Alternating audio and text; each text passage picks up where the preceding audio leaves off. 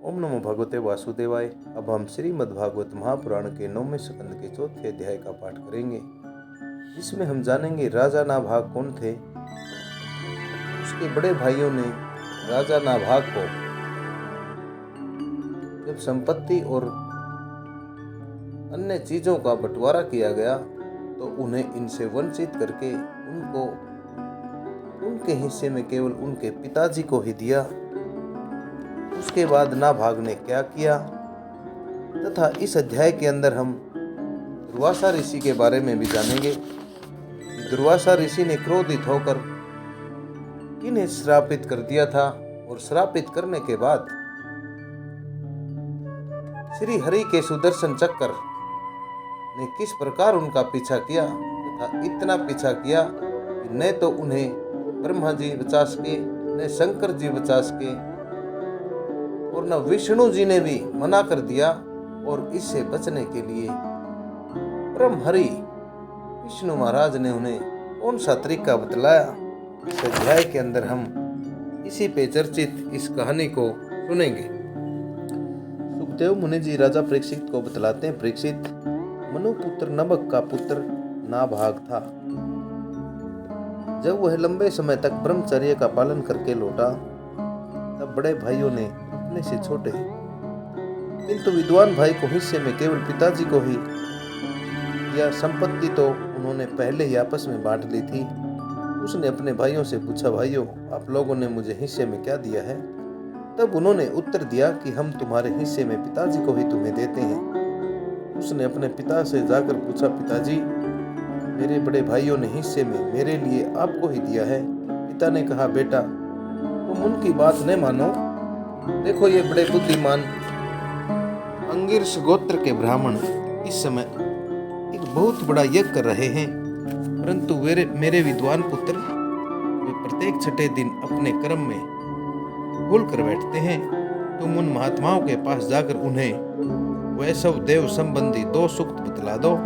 जब वे स्वर्ग जाने लगेंगे तब यज्ञ से बचा हुआ अपना सारा धन तुम्हें दे देंगे, इसलिए अब तुम उन्हीं के पास चले जाओ। उसने अपने पिता के बतलाए अनुसार वैसा ही किया। उन अंगिरस गोत्री ब्राह्मणों ने भी यज्ञ का बचा हुआ धन उसे दे दिया और वे स्वर्ग में चले गए।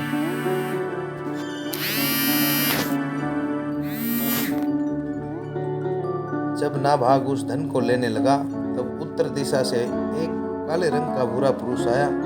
उसने कहा, इस यज्ञ भूमि में जो कुछ भी बचा हुआ है वह सब धन मेरा। नाभाग ने कहा, ऋषियों ने यह धन मुझे दिया है इसलिए मेरा है। इस पर उस पुरुष ने कहा, हमारे विवाद के विषय में तुम्हारे पिताजी से ही प्रश्न किया जाए। तब नाभाग ने जाकर अपने पिता से पूछा। पिता ने कहा, एक बार दक्ष प्रजापति के यज्ञ में ऋषि लोग यह निश्चय कर चुके हैं कि यज्ञ भूमि में जो कुछ बच रहता है वह सब रुद्र देव का हिस्सा है, इसलिए वह धन तो महादेव जी को ही मिलना चाहिए। नाभाग ने जाकर उन काले रंग के पुरुष रुद्र भगवान को प्रणाम किया और कहा कि प्रभु यज्ञ भूमि की सभी वस्तुएं आपकी ही हैं। मेरे पिता ने ऐसा ही कहा है। भगवान मुझसे अपराध हुआ है, मैं सिर झुकाकर आपसे क्षमा मांगता हूँ। तब भगवान रुद्र ने कहा, तुम्हारे पिता ने धर्म के अनुसार ही निर्णय दिया है और तुमने भी मुझसे सत्य ही कहा है। तुम वेदों का अर्थ तो पहले से ही जानते हो। अब मैं तुम्हें सनातन ब्रह्म तत्व का ज्ञान देता हूँ। यहाँ यज्ञ में बचा हुआ मेरा जो अंश है यह धन भी मैं तुम्हें ही दे रहा हूँ, तुम इसे स्वीकार करो। इतना कहकर सत्य प्रेमी भगवान रुद्र अंतर ध्यान हो गए। जो मनुष्य प्रातः सायंकाल एकाग्रचित से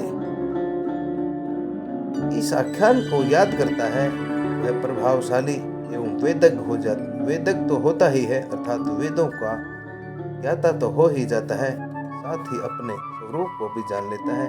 नाभाग के पुत्र हुए अम्बरीश वे भगवान के बड़े प्रेमी एवं उदार धर्मात्मा थे। जो ब्रह्म साप कभी कहीं रोका नहीं जा सका, वह भी अम्बरीश का स्पर्श न कर सका। कहने का भाव यह है कि ब्रह्म साप अगर किसी व्यक्ति को दे दिया जाता है तो उसको रोकना असंभव होता है, लेकिन ब्रह्म साप लगने के बाद भी अम्बरीश को ऐसा ब्रह्म साप तो भी न सका क्यों नहीं छू उसका। इसी पर राजा परीक्षित आगे पूछते हैं कि हे सुखदेव मुनि, मैं परम ज्ञानी राजा अम्बरीश का चरित्र सुनना चाहता हूँ। ब्राह्मण ने क्रोधित होकर उन्हें ऐसा दंड दिया जो किसी प्रकार टाला नहीं जा सकता था, परंतु वह भी उनका कुछ नहीं बिगाड़ सका। ऐसा क्यों? कृपा करके मुझे बतलाइए। सुखदेव जी कहते हैं, परीक्षित, अम्बरीश बड़े भाग्यवान थे। पृथ्वी के सातों द्वीप, अचल संपत्ति और अतुलनीय ऐश्वर्य उनको प्राप्त था। यद्यपि ये सब साधारण मनुष्यों के लिए अत्यंत दुर्लभ वस्तु हैं, फिर भी वे उन्हें सौपन के समान ही समझते थे, क्योंकि वे जानते थे कि जिस धन और वैभव के लोभ में पड़कर मनुष्य घोर नरक में जाता है, वह केवल 4 दिन की चांदनी ही है। उसका दीपक तो बुझा बुझा है। भगवान श्री कृष्ण में और उनके प्रेमी साधुओं में उनका परम प्रेम था। उस प्रेम के प्राप्त हो जाने पर तो यह सारा विश्व और इसकी समस्त संपत्तियां मिट्टी के ढेले के समान जान पड़ती हैं। उन्होंने अपने मन को श्री कृष्ण चंद्र के चरणारविंद युगल अर्थात चरणों के अंदर वाणी को भगवान के गुणों का वर्णन करने में, हाथों को श्री हरि मंदिर के मार्जन सेचन में और अपने कानों को भगवान अच्युत की मंगलमयी कथा के श्रवण में लगा रखा था। भगवान की मंगलमयी कथाओं को सुनने में लगा रखा था। उन्होंने अपनी आंखों को मुकुंद मूर्ति एवं मंदिरों के दर्शनों में, अंग संग भगवत भक्तों के शरीर स्पर्श में, नासिका को उनके चरण कमलों पर चढ़ी श्रीमती तुलसी के दिव्य गंध में, और जीव को अर्थात रसना या जीवा को भगवान के प्रति अर्पित वेद प्रसाद में लीन कर दिया था। अम्बरीश के पैर भगवान के क्षेत्र आदि की पैदल यात्रा करने में ही लगे रहते और वे सिर से भगवान श्री कृष्ण के चरण कमलों की वंदना किया करते। राजा अम्बरीश ने माला, चंदन आदि भोग सामग्री को भगवान की सेवा में समर्पित कर दिया था। भगवान के चरणों के अंदर माला, चंदन और भोग सामग्रियों को सेवा में समर्पित कर दिया था, भोगने की इच्छा से नहीं, बल्कि इसलिए कि इससे वह भगवत प्रेम प्राप्त हो जो पवित्र कृति भगवान के निज जनों में ही निवास करता है। इस प्रकार उन्होंने अपने सारे कर्म यज्ञ पुरुष इंद्रियों से अतीत भगवान के प्रति उन्हें सर्व आत्मा एवं सर्व स्वरूप समझकर समर्पित कर दिए थे, और भगवत भक्त ब्राह्मणों की आज्ञा के अनुसार वे इस पृथ्वी पर शासन करते थे। उन्होंने धनु नाम के निर्जल देश में सरस्वती नदी के प्रवाह के सामने वशिष्ठ, असित, गौतम आदि भिन्न भिन्न आचार्यों द्वारा महान ऐश्वर्य के कारण सर्वांग परिपूर्ण एवं बड़ी बड़ी दक्षिणा वाले अनेकों वर्षों मेघ यज्ञ करके यज्ञाधिपति भगवान की आराधना की थी। उनके यज्ञों में देवताओं के साथ जब सदस्य और ऋत्विज बैठ जाते थे, तब उनकी पलकें झपकती नहीं थी और वे अपने सुंदर वस्त्र और वैसे ही रूप के कारण देवताओं के समान दिखाई पड़ते थे। उनकी प्रजा महात्माओं के द्वारा गाए हुए भगवान के उत्तम चरित्रों का किसी समय बड़े प्रेम से श्रवण करती और किसी समय उनका गान भी करती। इस प्रकार उनके राज्य के मनुष्य देवताओं के अत्यंत प्यारे स्वर्ग की भी इच्छा नहीं रखते थे। वे अपने हृदय में अनंत प्रेम का दान करने वाले श्री हरि का नित्य निरंतर दर्शन करते रहते थे, इसलिए उन लोगों को वह भोग सामग्री भी हर्षित नहीं कर पाती थी जो बड़े बड़े सिद्धों को भी दुर्लभ होती है, जो बड़े बड़े सिद्धों के लिए भी प्राप्त करना बड़ा कठिन कार्य होता है। वे वस्तुएं उनके आत्मानंद के सामने अत्यंत तुच्छ और तिरस्कृत थी। राजा अम्बरीश इस प्रकार तपस्या से युक्त भक्ति योग और प्रजा पालन रूप अपने धर्म के द्वारा भगवान को प्रसन्न करने लगे, और धीरे धीरे उन्होंने सब प्रकार की आसक्तियों का परित्याग कर दिया, सभी प्रकार की इच्छाओं को त्याग दिया। स्त्री, घर, पुत्र, भाई बंधु, बड़े बड़े हाथी, रथ, घोड़े और पैदलों की असंख्य सेना, अक्षय रत्न जिनका विनाश न हो सके, आभूषण और आयुध अर्थात हथियार आदि समस्त वस्तुओं तथा कभी समाप्त न होने वाले कोषों के संबंध में उनका ऐसा दृढ़ निश्चय था कि वे सब के सब असत्य अर्थात मिथ्या हैं, नाशवान हैं। उनकी अनन्य प्रेममयी भक्ति से प्रसन्न होकर भगवान ने उनकी रक्षा के लिए सुदर्शन चक्र को नियुक्त कर दिया था, जो विरोधियों को भयभीत करने वाला एवं भगवत भक्तों की रक्षा करने वाला है। राजा अम्बरीश की पत्नी भी उन्हीं के समान धर्मशील, संसार से विरक्त अर्थात संसार की मोह माया से अलग एवं भक्ति प्रायण थी, भक्ति को अर्पित थी। एक बार उन्होंने अपनी पत्नी के साथ भगवान श्री कृष्ण की आराधना करने के लिए 1 वर्ष तक द्वादशी प्रदान एकादशी व्रत करने का नियम ग्रहण किया। व्रत की समाप्ति होने पर कार्तिक महीने में उन्होंने 3 रात का उपवास किया और एक दिन यमुना जी में स्नान करके मधुवन में भगवान श्री कृष्ण की पूजा की। उन्होंने महाअभिषेक की विधि से सब प्रकार की सामग्री और संपत्ति द्वारा भगवान का अभिषेक किया और हृदय से तन्मय होकर वस्त्र आभूषण चंदन माला एवं अर्घ्य आदि के द्वारा उनकी पूजा की। यद्यपि महाभाग्यवान ब्राह्मणों को इस पूजा की कोई आवश्यकता नहीं थी, स्वयं ही उनकी सारी इच्छाएं पूर्ण हो चुकी थी, वे सिद्ध थे, फिर भी राजा अम्बरीश ने भक्ति भाव से उनका पूजन किया। उसके पश्चात पहले ब्राह्मणों को स्वादिष्ट और अत्यंत गुणकारी भोजन कराकर उन लोगों के घर 60 करोड़ गौएं सुसज्जित करके भेज दी। उन गौओं के सींग सोने से और खुर चांदी से मंडे हुए थे। सुंदर सुंदर वस्त्र उन्हें ओढ़ा दिए गए थे। वे गौएं बड़ी सुशील, छोटी अवस्था की, देखने में सुंदर बछड़े वाली और खूब दूध देने वाली थी। उनके साथ धोने की उपयुक्त सामग्री को भी उन्होंने भिजवा दिया था। जब ब्राह्मणों को सब कुछ मिल चुका तब राजा ने उन लोगों से आज्ञा लेकर व्रत को पूरा करने की तैयारी की। उसी समय शाप और वरदान देने में समर्थ स्वयं दुर्वासा ऋषि जी उनके यहाँ अतिथि के रूप में पधारे। राजा अम्बरीश उन्हें देखते ही उठकर खड़े हो गए, आसन देकर बैठाया और तरह तरह की सामग्रियों से अतिथि के रूप में आए हुए दुर्वासा जी की पूजा भी की। दुर्वासा जी के चरणों में प्रणाम करके महाराज अम्बरीश ने भोजन के लिए प्रार्थना की। दुर्वासा ऋषि ने अम्बरीश की प्रार्थना स्वीकार कर ली और इसके बाद आवश्यक कर्मों से निवृत्त होने के लिए वे नदी के तट पर चले गए। वे ब्रह्मा का ध्यान करते हुए यमुना के पवित्र जल में स्नान करने लगे। इधर द्वादशी केवल घड़ी भर शेष रह गई थी।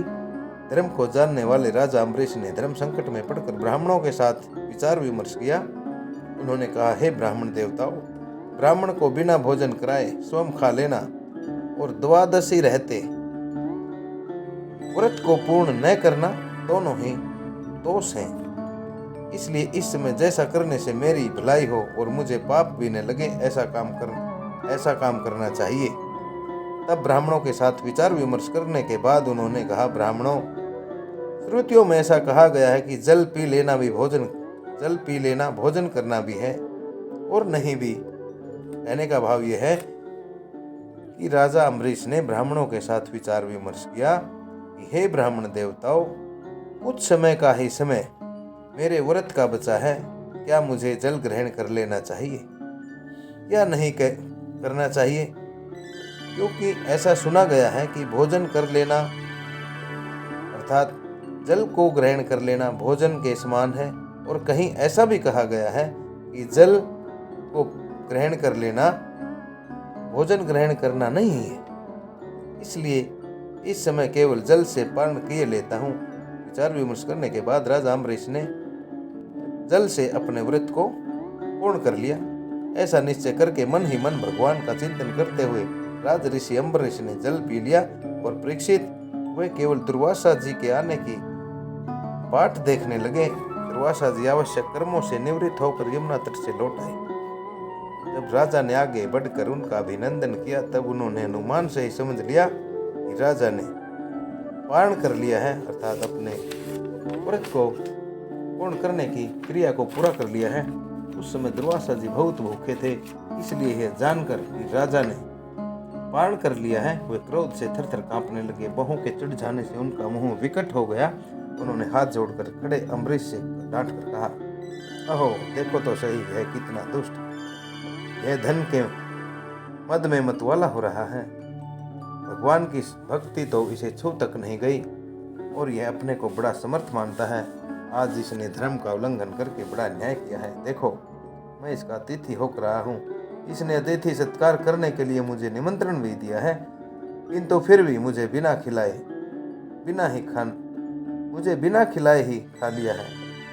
अच्छा देख, तुझे अभी इसका फल चुकाता हूँ। यूं कहते कहते हुए क्रोध से जल उठे। उन्होंने अपनी एक जटा को उखाड़ा और उससे अम्बरीश को मार डालने के लिए एक कृत्य उत्पन्न कर दी। वह प्रलय काल की आग के समान दहक रही थी। वह आग के समान जलती हुई हाथ में तलवार लेकर अम्बरीश पर टूट पड़ी। उस समय उसके पैरों की धमक से पृथ्वी कांप रही थी, परंतु राजा अम्बरीश उसे देखकर उसे तनिक भी विचलित नहीं हुए। वे एक कदम भी नहीं हटे, ज्यों के तो खड़े रहे। परम पुरुष परमात्मा ने अपने सेवक की रक्षा के लिए पहले से ही सुदर्शन चक्र को नियुक्त कर रखा था। जैसे आग क्रोध से घुर्राते हुए सांप को भस्म कर देती है, वैसे ही चक्र ने दुर्वासा जी की कृत्या को जलाकर राख का ढेर कर दिया। जब दुर्वासा जी ने देखा कि मेरी बनाई हुई कृत्या तो जल रही है और चक्र मेरी ओर आ रहा है, तब वे भयभीत होकर अपने प्राण बचाने के लिए जी छोड़कर एकाएक भाग निकले। जैसे ऊंची ऊंची लपटों वाला दावानल सांप के पीछे दौड़ता है, अर्थात जैसे वन के अंदर लगी हुई आग वन के अंदर रहने वाले सांपों के पीछे पीछे दौड़ती रहती है, ठीक वैसे ही भगवान का चक्र इसी दुर्वासा के पीछे पीछे दौड़ने लगा। जब दुर्वासा जी ने देखा कि चक्र तो मेरे पीछे लग गया है, तब सुमेरु पर्वत की गुफा में प्रवेश करने के लिए वे उसी ओर दौड़ पड़े। दुर्वासा जी दिशा, आकाश, पृथ्वी, अतल वितल आदि नीचे के लोक, समुद्र, लोकपाल और उनके द्वारा सुरक्षित लोक एवं स्वर्गलोकों में भी गए, परंतु जहां जहां वे गए वहीं वहीं उन्होंने असह्य तेज वाले सुदर्शन चक्र को अपने पीछे लगा हुआ देखा। जब उन्हें कहीं भी कोई रक्षक न मिला, तब तो वे और भी डर गए। अपने लिए त्राण ढूंढते हुए वे देव शिरोमणि ब्रह्मा जी के पास पहुंच गए और बोले, ब्रह्मा जी, आप स्वयंभू हैं, भगवान के इस तेजो में चक्र से मेरी रक्षा कीजिए। ब्रह्मा जी ने कहा, जब मेरी तो प्रार्थ की आयु समाप्त होगी और काल स्वरूप भगवान अपनी है सृष्टि लीला समेट लेंगे और इस जगत को जलाना चाहेंगे, उस समय उनके भ्रूभंग मात्र से ही है सारा संसार, अर्थात उस समय उनकी बंद नजर मात्र से ही यह सारा संसार और मेरा यह लोक भी लीन हो जाएगा, अर्थात एक प्रकार से पूर्ण हो जाएगा, समाप्त हो जाएगा। मैं शंकर जी, दक्ष, भृगु आदि प्रजापति, भूतेश्वर, देवेश्वर आदि सब जिनके बनाए नियमों से बंधे हैं तथा जिनकी आज्ञा सिरोधार्य करके हम लोग संसार का हित करते हैं, संसार का भला करते हैं, उनके भगत के द्रोही को बचाने के लिए हम समर्थ नहीं। जब ब्रह्मा जी ने इस प्रकार दुर्वासा को निराश कर दिया, तब भगवान के चक्र से संतप्त होकर वे कैलाशवासी भगवान शंकर जी की शरण में गए। श्री महादेव जी ने कहा, दुर्वासा जी, जिन अनंत परमेश्वर में ब्रह्मा जैसे जीव और उनके उपाधिभूत कोश इस ब्रह्मांड के समान ही अनेकों ब्रह्मांड समय पर पैदा होते हैं और समय आने पर फिर उनका पता भी नहीं चलता, जिनमें हमारे जैसे हजारों चक्र काटते रहते हैं, उन प्रभु के संबंध में हम कुछ भी करने की सामर्थ्य नहीं रखते। मैं सनत कुमार, नारद, भगवान ब्रह्मा, कपिल देव, अपांतरतम, देवल, धर्म, आसुरी और मरीचि आदि दूसरे सब कुछ जानने वाले सिद्धेश्वर, ये हम सभी भगवान की माया को नहीं जान सकते, क्योंकि हम उसी माया के घेरे में हैं। यह चक्र उन विश्वेश्वर का शस्त्र है, यह हम लोगों के लिए असह्य है। तुम उन्हीं की शरण में जाओ, वे भगवान ही तुम्हारा मंगल करेंगे। वहां से भी निराश होकर दुर्वासा भगवान के परम धाम बैकुंठ में चले गए। लक्ष्मीपति भगवान लक्ष्मी के साथ वहां निवास करते हैं। दुर्वासा जी भगवान के चक्र की आग से जल रहे थे। वे कांपते हुए भगवान के चरणों में गिर पड़े। उन्होंने कहा, हे अच्युत, हे अनंत, आप संतों के एकमात्र वांछनीय हैं, संतों के पूजनीय हैं, प्रभु विश्व के जीवन दाता। मैं अपराधी हूँ, आप मेरी रक्षा कीजिए। आपका परम प्रभाव न जानने के कारण ही मैंने आपके प्यारे भक्त का अपराध किया है। प्रभु, आप मुझे उससे बचाइए। आपके तो नाम का ही उच्चारण करने से नार की जीव भी मुक्त हो जाता है। श्री भगवान ने कहा, दुर्वासा जी, मैं सदा भक्तों के अधीन रहता हूँ, मुझ में तनिक भी स्वतंत्रता नहीं है। मेरे सीधे साधे सरल भक्तों ने मेरे हृदय को अपने हाथ में रखा है। भक्त लोग मुझसे प्यार करते हैं और मैं उनसे प्यार करता हूँ। ब्राह्मण अपने भक्तों का एकमात्र आश्रय मैं ही हूँ, इसलिए अपने साधु स्वभाव भक्तों को छोड़कर मैं न तो अपने आप को चाहता हूँ और न अपनी अर्धांगिनी विनाश रहित लक्ष्मी को। जो भक्त स्त्री, पुत्र, ग्रह, गुरुजन, प्राण, धन, इहलोक और परलोक सबको छोड़कर केवल मेरी शरण में आ गए हैं, उन्हें छोड़ने का संकल्प भी मैं कैसे कर सकता हूँ। जैसे सती स्त्री अपने पातिव्रत्य से सदाचारी पति को वश में कर लेती है, ठीक वैसे ही मेरे साथ अपने हृदय को प्रेम बंधन से बांध रखने वाले समदर्शी साधु भक्ति के द्वारा मुझे अपने वश में कर लेते हैं। मेरे अन्य प्रेमी भक्त सेवा से ही अपने को परिपूर्ण कृतकृत्य मानते हैं। मेरी सेवा के फलस्वरूप जब उन्हें सालोक्य, सारूप्य आदि मुक्तियां प्राप्त होती हैं, तब वे उन्हें भी स्वीकार करना नहीं चाहते। इस समय के फेर से नष्ट हो जाने वाली वस्तुओं की तो बात ही क्या है। दुर्वासा जी, मैं आपसे और क्या कहूँ। मेरे प्रेमी भक्त तो मेरे हृदय हैं और उन प्रेमी भक्तों का हृदय स्वयं मैं हूँ। वे मेरे अतिरिक्त और कुछ नहीं जानते तथा मैं उनके अतिरिक्त और कुछ भी नहीं जानता। दुर्वासा जी सुनिए, मैं आपको एक उपाय बता देता हूँ जिसका अनिष्ट करने से आपको इस विपत्ति में पड़ना पड़ा है। आप उन्हीं के पास जाइए। निरपराध साधुओं के अनिष्ट की चेष्टा से अर्थात इच्छा से अनिष्ट करने वाले का ही अमंगल होता है। इसमें कोई संदेह नहीं कि ब्राह्मणों के लिए तपस्या और विद्या परम कल्याण के साधन है, परंतु यदि ब्राह्मण उद्दंड और अन्याय हो जाए तो वे ही दोनों उल्टा फल देने लगते हैं। दुर्वासा जी, आपका कल्याण हो। आप नाभाग नंदन परम भाग्यशाली राजा अम्बरीश के पास जाइए, अर्थात आप नाभाग के पुत्र अम्बरीश के पास जाइए और उनसे अक्षमा मांगिए, तब आपको शांति मिलेगी। इससे आगे क्या हुआ ये हम 9वें स्कंद के 5वें अध्याय में अगले अध्याय में सुनेंगे। इस प्रकार श्रीमद्भागवत महापुराण के 5वें स्कंद का यह 4था अध्याय आप सभी श्रोताओं द्वारा प्रेम के साथ श्रवित किया गया। श्रीमद्भागवत महापुराण एक सनातन महापुराण है जिसकी पुण्यमयी कथाओं को संस्कृत से हिंदी में रूपांतरित करके आप लोगों तक ओम नमो नारायण चैनल द्वारा निस्वार्थ भाव से पहुंचा जा रहा है। ओम नमो नारायण चैनल का मुख्य उद्देश्य केवल और केवल श्रीमद्भागवत यानी श्रीमान भगवान की पुण्यमयी कथाओं को आगे से आगे शेयर करना, इनका प्रचार करना और प्रसारित करना ही है। श्रवण करने से, लोगों को सुनाने से तथा आगे से आगे शेयर करने से सभी श्रोता पुण्य के भागी बनने के हकदार बन जाते हैं, ऐसा प्रभु ने कहा है। इसलिए नरेंद्र कौशिक की आप सभी से परम विनीत प्रार्थना है, चैनल को सब्सक्राइब करें, पुण्यमयी कथाओं को आगे से आगे शेयर करें तथा पुण्य के भागी बने। इन्हीं शब्दों के साथ आप सभी को ओम नमो भगवते वासुदेवाय, ओम नमो भगवते वासुदेवाय, ओम नमो भगवते वासुदेवाय।